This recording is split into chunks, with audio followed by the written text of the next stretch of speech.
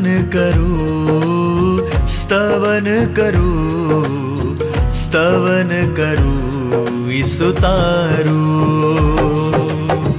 વચન સુણીને ગ્રહણ કરું સહુ, તેને પંથે ચાલુ. સ્તવન કરું, સ્તવન કરું, સ્તવન કરું ઈસુ તારું.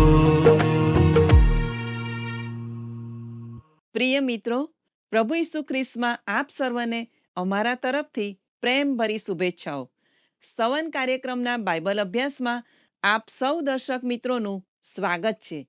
મિત્રો, હાલમાં આપણે યર્મિયાના પુસ્તકમાંથી ખૂબ જ રસપ્રદ બાઇબલ અભ્યાસ કરી રહ્યા છીએ.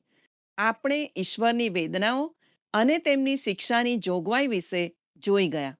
મિત્રો, ઘણીવાર વિશ્વાસીઓ એવું વિચારે છે કે જો તેઓ દેવળમાં જશે અને ઈશ્વરની આરાધના કરશે તો ઈશ્વર તેઓ પર ખુશ થશે, કારણ કે 10 આજ્ઞાઓમાં સાબાત દિવસને પવિત્ર પાળવાનું લખેલું છે. પરંતુ જો ઈશ્વરના વચનો પ્રમાણે આપણી કરણીઓ હોતી નથી તો ઈશ્વર આપણા પર પ્રસન્ન થતા નથી. આ સંબંધી આજનો આપણો અભ્યાસ આશ્ચર્યજનક છે.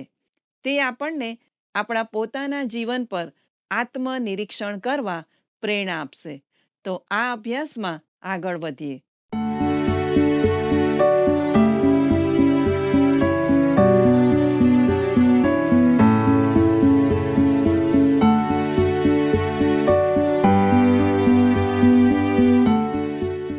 કેમ છો દર્શક મિત્રો?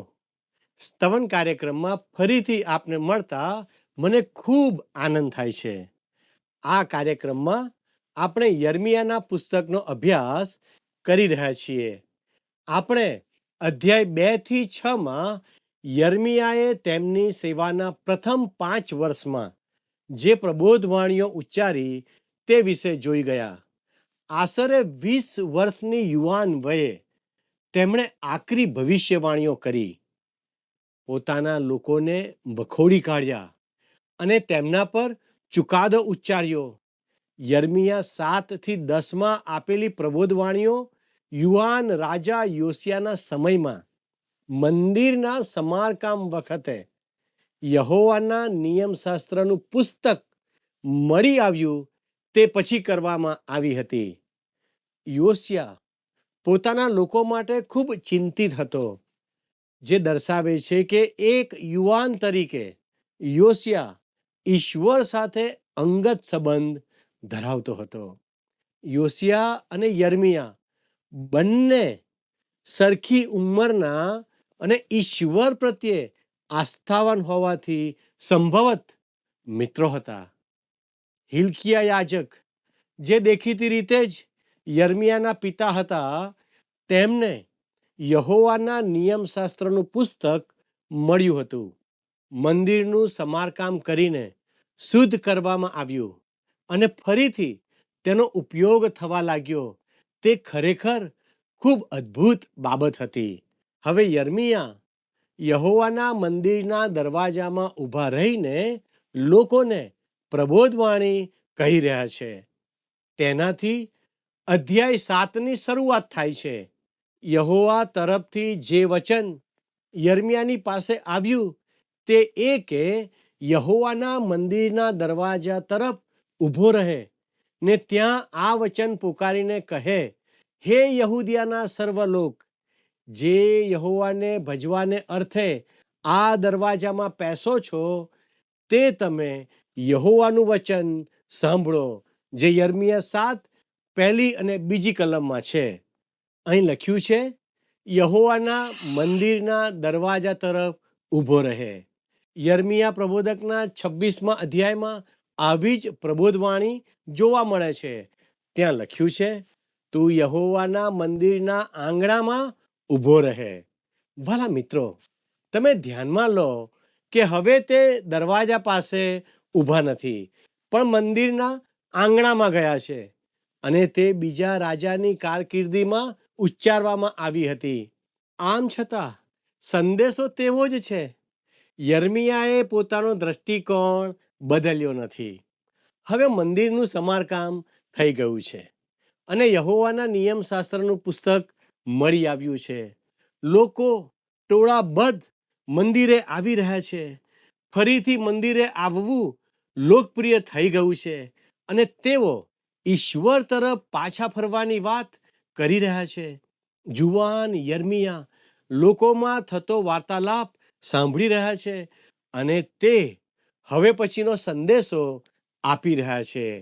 યર્મિયા 7:3 તે કહે છે, સૈન્યનો દેવ યહોવા ઇસ્રાયેલના દેવ કહે છે કે તમારા માર્ગોમાં તથા તમારી કરણીઓમાં સુધારો કરો, તો હું આ ઠેકાણે તમને વસાવીશ.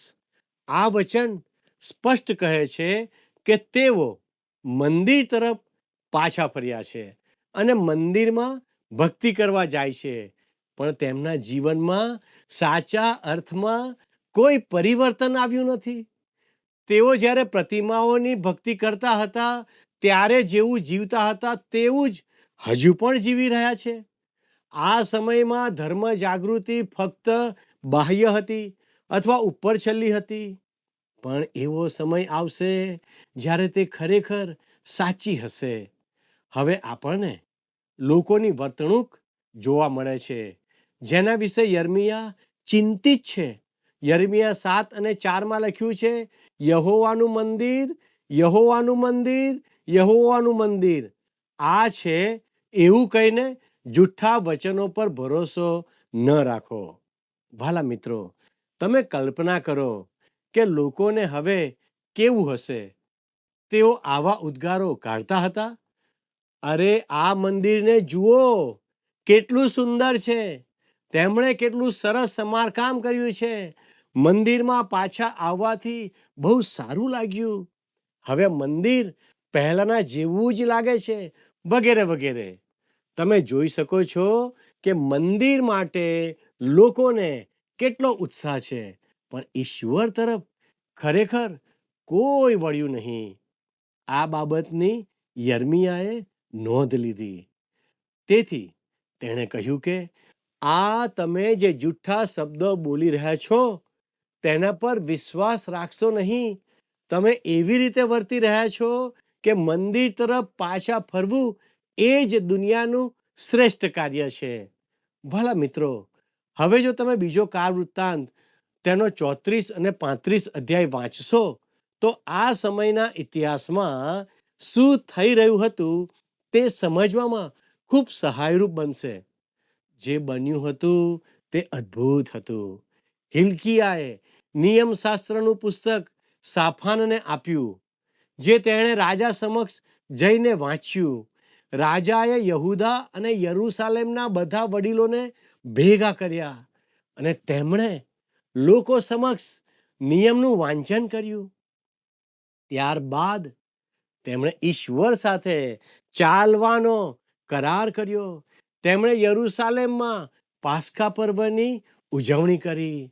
બીજો કાર વૃત્તાંત 35:18-19 કલમ જણાવે છે, સમુએલ પ્રબોધકના સમયથી ઇસ્રાયેલમાં તેના જેવું પાસ્કા પર્વ એક પણ પાળવામાં આવ્યું નહોતું. તેમજ જેવું યોશિયાએ, યાજકોએ, લેવીઓએ, યહૂદિયાના લોકોએ, હાજર રહેલા ઇઝરાયેલીઓએ તથા યરૂશાલેમના રહેવાસીઓએ પાળ્યું, તેવું પાસ્કા પર્વ ઇસ્રાયેલના રાજાઓમાંના કોઈએ પણ અગાઉ પાળ્યું નહોતું. યોશિયાના રાજ્યને 18મે વર્ષે આ પાસ્કા પર્વ પાળવામાં આવ્યું હતું. વહાલા દર્શકો, તેમણે મંદિરમાં દરેક પ્રકારના બલિદાનો અને અર્પણોની સેવાની પુનઃસ્થાપના કરી. તે સારું અને અદ્ભુત હતું. તો પ્રશ્ન શું હતો?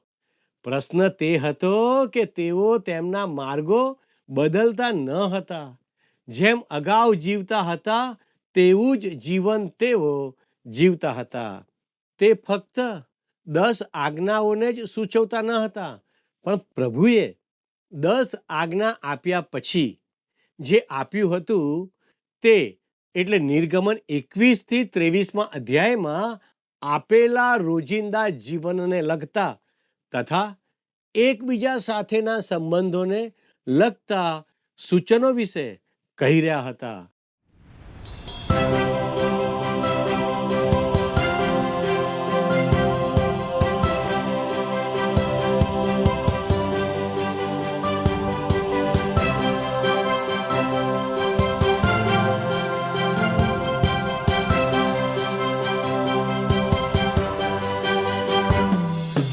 અમને જોઈએ અગ્નિ, માનીએ તુજ વાણી, એટલી છે વિનંતી અગ્નિ પડવા દે. માંગી નવી શક્તિ તુજ પર વિશ્વાસ રાખી, નાઠા શકને ભીતિ અગ્નિ પડવા દે.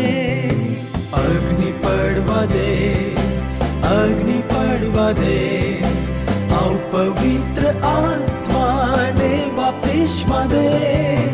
અગ્નિ પડવા દે, અગ્નિ પડવા દે, આવ પવિત્ર આત્માને બાપ્તિસ્મા દે.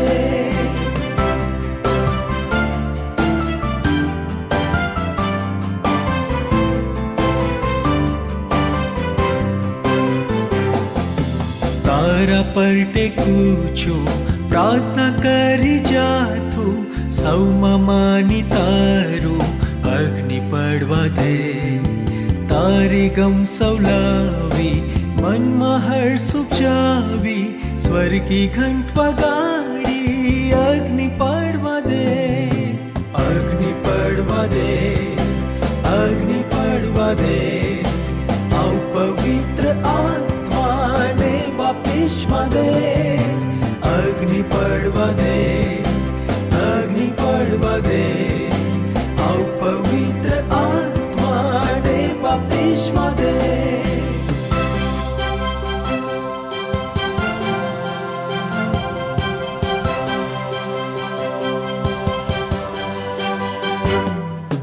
વફાદાર રહીએ, તુજથી બળ પામીએ, પ્રેમે વશ થઈએ અગ્નિ પડવા દે.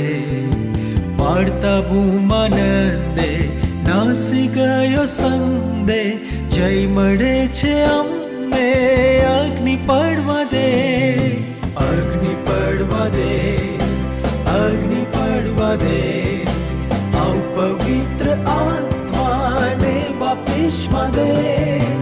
અગ્નિ પડવા દે, અગ્નિ પડવા દે, આવ પવિત્ર આત્માને બાપ્તિસ્મા દે. અમને જોઈએ અગ્નિ, માનીએ તુજ વાણી, એટલી છે વિનંતી અગ્નિ પડવા દે. માંગી નવી શક્તિ તુજ પર વિશ્વાસ રાખી, નાઠા શકને ભીતિ અગ્નિ પડવા દે. યર્મિયા 7:9-10 લખ્યું છે, શું ચોરી તથા હત્યા તથા વ્યભિચાર કરીને તથા ખોટા સમ ખાઈને અને બઆલની આગળ ધૂપ બાળીને તથા જે અન્ય દેવોને તમે જાણ્યા નહીં તેઓની પાછળ ચાલીને આ મંદિર જે મારા નામથી ઓળખાય છે તેમાં તમે પેસશો ને મારી આગળ ઊભા રહીને કહેશો કે આ સર્વ ધિક્કાર પાત્ર કામો કરવાની અમને છૂટ છે. વહાલાઓ, આ બતાવે છે કે લોકો મંદિર કેટલું અદ્ભુત હતું તેની વાતો કરતા હતા, પણ તેઓ હજી બઆલની ભક્તિ કરતા હતા. તેઓ એવી ફિલસૂફી ધરાવતા હતા કે હવે મંદિરનું સમારકામ થઈ ગયું છે અને છેવટે વિશ્રામવારને દિવસે ઈશ્વર સમક્ષ ઊભા રહીને મસ્તક ઝુકાવીએ ત્યાં સુધી ઈશ્વર તેઓની રક્ષા કરવાના જ છે. હા મિત્રો, તે ખરેખર સાચું છે કે જે લોકો પ્રમાણિકપણે ઈશ્વર તરફ ફરે છે તેઓનું તે રક્ષણ કરે છે, પણ તેઓ એવા સત્ય પર આધાર રાખતા હતા જે તેમને લાગુ પડતું ન હતું. તેઓએ પુષ્કળ ઉદારતાથી મંદિરના બાંધકામ માટે દાનો આપ્યા હતા. અને જેમણે ઉદારતાથી દાનો આપ્યા હતા તેઓ એમ માનતા હતા કે ઈશ્વરના આશીર્વાદ મેળવવા માટે માત્ર તેટલું જ જરૂરી છે. વાલા મિત્રો, આજના સમયમાં બોધને માટે બંધ બેસતું જો કોઈ પુસ્તક હોય તો તે યર્મિયા પ્રબોધકનું પુસ્તક છે. એક પાળક જણાવે છે કે કેટલીક વાર પ્રભુ મંદિરની નવી ઇમારતોને આપણે મંડળીની વૃદ્ધિ માની લઈએ છીએ, પણ તે નવા પ્રભુ મંદિરમાં એ જ જૂના લોકો જોવા મળે છે. તેઓ ભૂલથી સંખ્યાના વધારાને આત્મિક વૃદ્ધિ અને મંડળીનો વિકાસ માની લીધો છે. યર્મિયા પ્રબોધક આ જ બાબત જણાવે છે. હવે યર્મિયા તેથી પણ કશુંક વધારે કહેવા માગે છે. આપણા પ્રભુએ પણ તેના સમયમાં આ વચનને ટાંક્યું હતું. તે તો યર્મિયા 7:11 જોવા મળે છે. તે આપણે ધ્યાનથી નિહાળીએ. આ મંદિર જે મારા નામથી ઓળખાય છે, તે શું તમારી દ્રષ્ટિમાં લૂંટારાની ગુફા થઈ ગઈ છે? જુઓ, મેં પંડે એ દીઠું છે, એવું યહોવા કહે છે. ભલા મિત્રો, સદીઓ પછી જ્યારે પ્રભુ ઈસુએ મંદિરને શુદ્ધ કર્યું ત્યારે તેમણે પણ આ શબ્દોનો ઉપયોગ કર્યો હતો. યર્મિયાએ તેમના સમયમાં તેને લૂંટારાઓનું કોતર કહ્યું હતું, કારણ કે આખા અઠવાડિયા દરમિયાન તેઓ તેમના ભાઈઓને લૂંટતા હતા અને પછી ધાર્મિક બનીને મંદિરમાં આવતા હતા. તેમની વ્યવસાયિક કુટેવોમાં કે તેમના ભાઈઓ સાથેના સંબંધમાં કોઈ ફેરફાર થયો ન હતો. આજે પણ ઘણા લોકો માને છે કે ભવ્ય ધાર્મિક મેળા અને સંમેલનોનું મહત્વ છે. ઘણા લોકોને તે ગમે છે.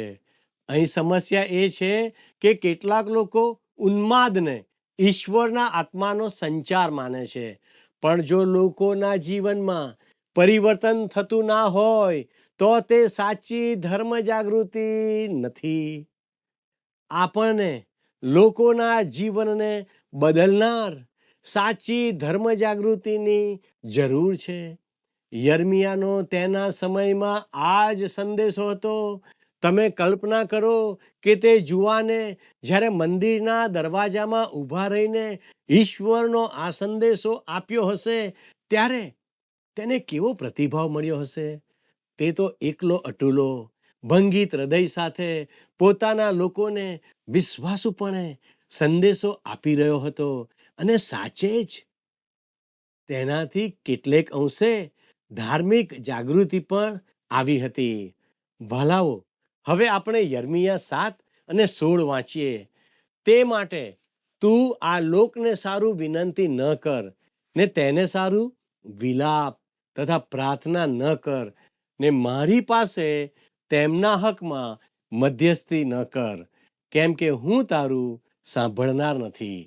વાલાઓ, અહીં ઈશ્વર કહે છે, યર્મિયા, જ્યાં સુધી આ લોકો મારી તરફ નહીં ફરે ત્યાં સુધી તારે તેમને માટે પ્રાર્થના કરવાની જરૂર નથી.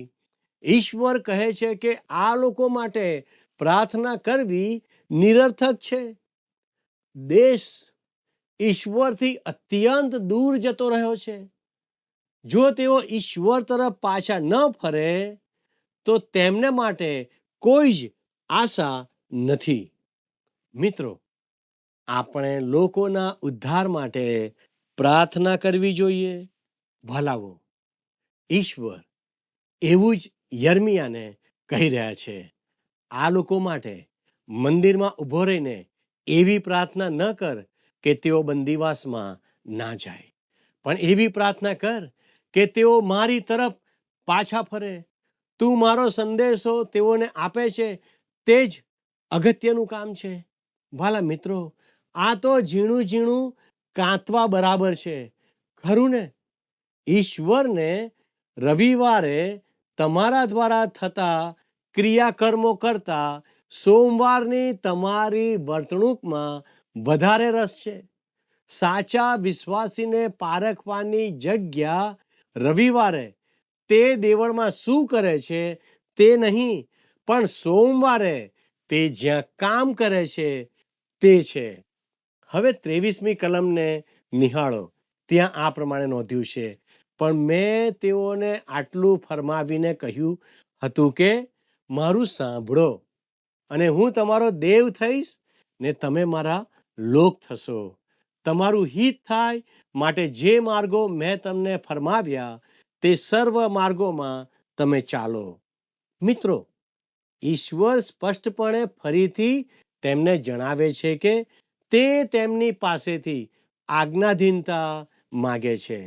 મંદિરમાં આવવું સારી બાબત છે, પણ તે આજ્ઞાધીનતાનો વિકલ્પ નથી. મિત્રો, કેટલાક લોકો દેવળમાં, પ્રભુ મંદિરમાં જાય છે, પરંતુ તેમનો હેતુ ઈશ્વરનું ભજન કરવાનો હોતો નથી. તેથી તેમના જીવનમાં કોઈ ફેરફાર જોવા મળતો નથી. તેઓ દુનિયાવી બાબતોમાં જ વ્યસ્ત રહે છે. યર્મિયાના લોકોની જેમ તેઓ પ્રભુને માટે સાક્ષી વગર જીવન જીવી રહ્યા છે. દેવળમાં જવાથી એક પ્રકારની સાક્ષી અવશ્ય ઊભી થાય છે, પણ તે કરતાં દુનિયામાં તમારી સાક્ષી કેવી છે તેને વધુ મહત્વ આપવામાં આવે છે. આ બહુ ગંભીર બાબત છે. મિત્રો, આ વિશે ધ્યાન રાખો. આવો આપણે યર્મિયા 7:26 અને 27ને નિહાળીએ. તો પણ તેઓએ મારું સાંભળ્યું નહીં ને કાન ધર્યો નહીં. ઉલટું તેઓએ હઠીલા થઈને પોતાના પૂર્વજો કરતાં વધારે દુષ્ટતા કરી. તું આ બધા વચન તેમને કહી સંભળાવીશ, પણ તેઓ તારું સાંભળશે નહીં. તું તેઓને બોલાવીશ, પણ તેઓ તને ઉત્તર આપશે નહીં. મિત્રો, યર્મિયા પાસે કોઈ લોકો ઈશ્વરને સમર્પિત થવા આવ્યા નહીં. તેના સંદેશાને સાંભળવામાં આવ્યો નહીં. છતાં તેની જવાબદારી હતી કે તે સંદેશો આપે.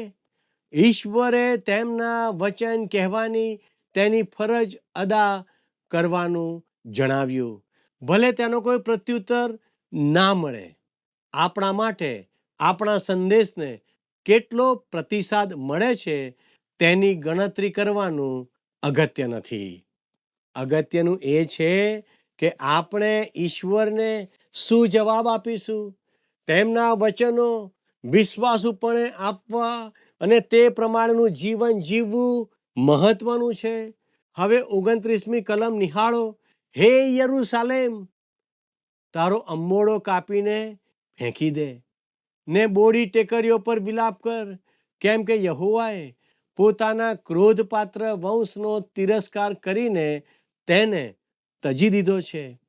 ઈશ્વર તેઓને પોતાના ક્રોધપાત્ર વંશ કહે છે. યરૂશાલેમ પર ચુકાદો આવવાનો છે. 31મી કલમ જણાવે છે, તેઓએ પોતાના દીકરાઓ તથા દીકરીઓને અગ્નિમાં બલિદાન આપવા સારું હિનોમના પુત્રની ખીણમાં તોફેત આગળ ઉચ્ચ સ્થાનો બાંધ્યા છે. એવું મેં ફરમાવ્યું નહોતું ને એવું મારા મનમાં પણ આવ્યું નહોતું. તોફેત તો હિન્નોમની ખીણમાં આવેલું ઉચ્ચ સ્થાન હતું, જ્યાં મોલેકની પિત્તળની પ્રતિમાના ગરમ હાથો પર બાળકોને હોમી દેવામાં આવતા હતા. પણ યર્મિયાના સંદેશથી કોઈએ પણ પોતાની ભૂંડાઈનો પસ્તાવો કર્યો નહીં. હવે યર્મિયાનો પ્રભુ મંદિરના દરવાજેથી આપેલો સંદેશો 8મા અધ્યાયમાં આગળ વધે છે. યર્મિયા 8 અને 9 જણાવે છે, જ્ઞાનીઓ લજ્જિત થયા છે, તેઓ ભયભીત થયા છે તથા પકડાઈ ગયા છે. જુઓ, યહોવાના વચનનો તેઓએ ઇનકાર કર્યો છે, તો તેઓમાં કેવા પ્રકારનું જ્ઞાન છે. આ બતાવે છે કે પ્રભુના વચનોનો નકાર કરવો તે તેઓનું મુખ્ય પાપ છે. આજના સમયમાં લોકો એવું માને છે કે જો અર્થતંત્ર બરાબર હોય તો બધું બરાબર છે. હવે ઘણા લોકો એવું સ્વીકારતા થયા છે કે અર્થતંત્ર બરાબર ચાલતું હોય તો પણ આપણે બધા બરાબર હોતા નથી. બીજા વિશ્વયુદ્ધ પછી આપણે પરમાણુ હથિયારોને આપણા શસ્ત્ર સરંજામનો હિસ્સો બનાવ્યા. હા, આપણ દરેકને પોતાનો બચાવ કરવાનો અધિકાર છે, પણ આપણે તે ભૂલી ગયા કે કોઈ પણ દેશ, મંડળી કે વ્યક્તિ પહેલા આંતરિક રીતે પતન પામે છે, પછી બહારથી પતન પામે છે. બહાર શું ચાલી રહ્યું છે તે કરતાં અંદર શું થઈ રહ્યું છે તે વધુ મહત્વનું છે. અહીં યર્મિયા પણ પોતાના લોકોની લાગણીઓમાં ગરકાવ થઈ જાય છે અને આ વિલાપ કરે છે. યર્મિયા 8:20-22 લખ્યું છે, કાપણી વીતી ગઈ છે, ઉનાળો સમાપ્ત થયો છે, તોય અમે તારણ પામ્યા નથી. મારા લોકની દીકરીના ઘાને લીધે હું ઘાયલ થયો છું, હું શોક કરું છું, હું ભયભીત થયો છું. ગિલિયાદમાં કંઈ પણ શેરી લુબાન નથી, ત્યાં કોઈ વૈદ્ય નથી, તો મારા લોકની દીકરીને રૂજ કેમ નથી આવતી? વાલા દર્શક મિત્રો, ઈશ્વરે તેમની પુનઃસ્થાપના માટે જરૂરી વ્યવસ્થા કરી હતી, પણ તેમણે ઈશ્વરના ઉપચારને નકારી કાઢ્યો. આજે આપણે પોતાના વિશે વિચાર કરીએ. શું આપણે ઈશ્વરની વ્યવસ્થાને સ્વીકારીને જીવન જીવીએ છીએ કે પછી પોતાની જ રીતે આ જીવનમાં આગળ વધી રહ્યા છીએ? શું આપણે ઈશ્વરની યોજનાની અવગણના કરી રહ્યા છીએ? તો ઈશ્વર તરફ પાછા ફરો. આ જ એક વિકલ્પ છે. ઈશ્વરના વચનો વાંચવાને માટે નિયમિતપણે ધ્યાન ધરો. ઈશ્વર આ સમજવાને માટે આપ સર્વને આશીષ આપો. આમેન.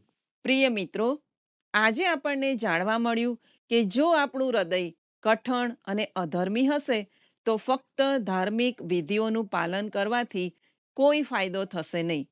પણ જો આપણે પોતાના જીવનોમાં સુધારો કરીને, ન્યાયી વર્તન કરીને અને પોતાના દુષ્ટ માર્ગોથી પાછા ફરીને ઈશ્વરની ગમ ફરીશું તો જ ઈશ્વર આપણા પાપો માફ કરશે.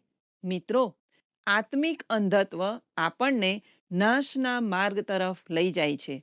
માટે પ્રાર્થના કરીએ કે ઈશ્વર આપણને દુષ્ટ માર્ગોથી છુટકારો આપે. મિત્રો, આજની આપણી બાઇબલ ક્વિઝનો પ્રશ્ન છે, હિન્નોમના પુત્રની ખીણ નવા કરારમાં કયા શબ્દથી ઓળખાય છે? એ સ્વર્ગ, બી નર્ક, સી શેઓલ, ડી પવિત્ર જગ્યા. મિત્રો, ગત પ્રશ્નનો જવાબ છે એ ધર્મ સુધારણા. વાલા મિત્રો, જો આજનું પ્રસારણ આપને ગમ્યું છે તો અમને ચોક્કસ ફોન કરશો અથવા વોટ્સએપ મેસેજ કરશો. આપના ફોનની અમારા પ્રતિનિધિ રાહ જોઈ રહ્યા છે. અમારો ફોન નંબર છે 94 29 37 56 10 9429375610. આજના પ્રશ્નનો જવાબ પણ આ નંબર પર જલ્દીથી મોકલી આપશો. આભાર. શું તમને આ કાર્યક્રમ ગમ્યો? અત્યારે જ અમને મિસ કોલ કરો.